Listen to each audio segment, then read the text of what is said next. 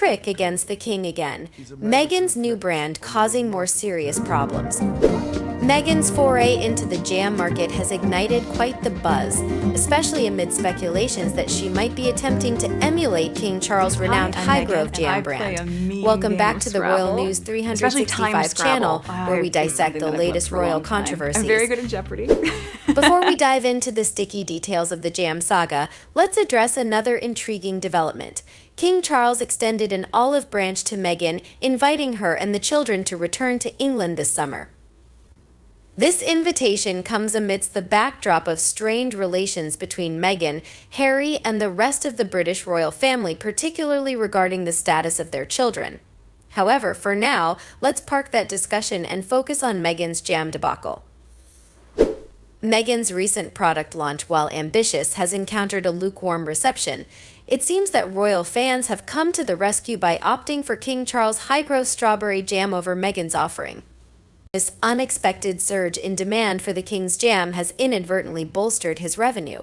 This begs the question, could this distraction be the reason behind the king's apparent forgetfulness regarding Meghan's summons? It's a playful theory, but one that underscores the controversy swirling around Meghan's latest venture.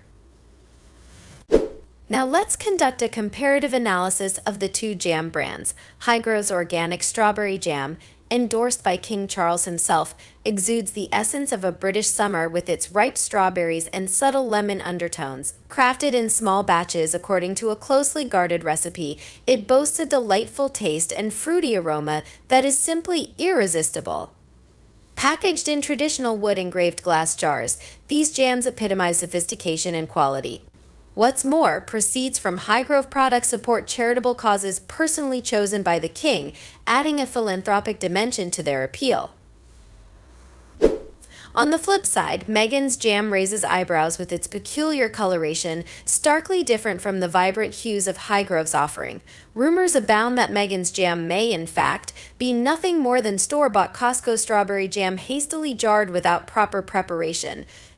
The lackluster appearance and subpar quality of Meghan's jam stand in stark contrast to the artisanal excellence associated with Highgrove. It's clear that when it comes to jam, there's no contest between the two brands.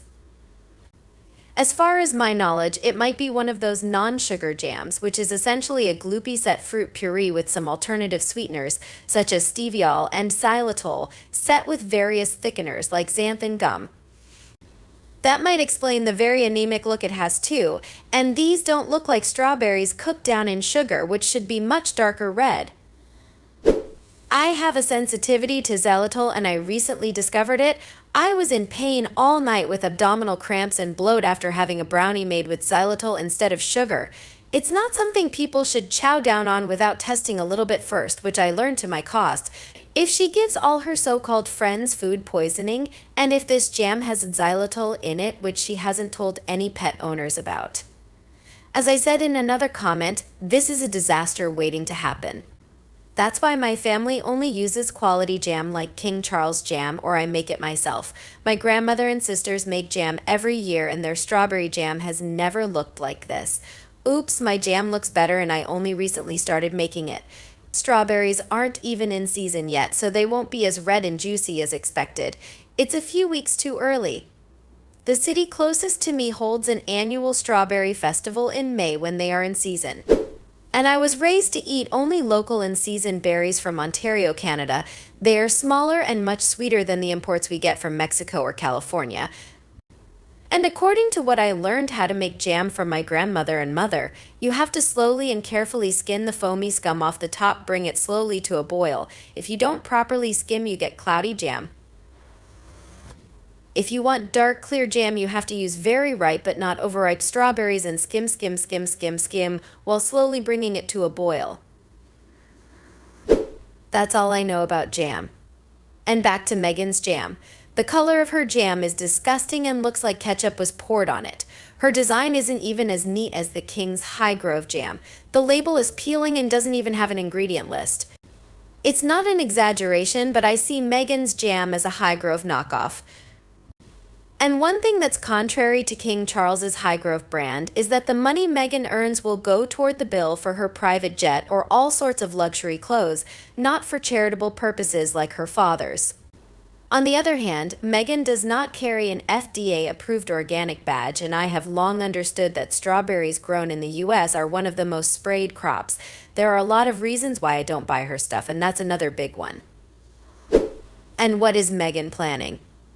That's what I wonder. I'm wondering who her target market is. People in the US eat jam, but it's not a big thing over here, especially in California where it seems like everyone is gluten-free and conscious of sugar intake. I don't get how she expects this to blow up. Why would people in the UK buy this over something local? Is this a front for something else? Accordingly, I have some comments on the practice of selling pretentious, overpriced jams and jellies to wealthy individuals hurts society by perpetuating elitism, fostering wasteful consumption habits, and widening socioeconomic disparities. Now, how does that fit into the previous bloviating causes they spoke about to the United Nations? Elitism. Selling overpriced jams and jellies cater exclusively to the wealthy, reinforcing class divisions and excluding those who cannot afford such luxury items.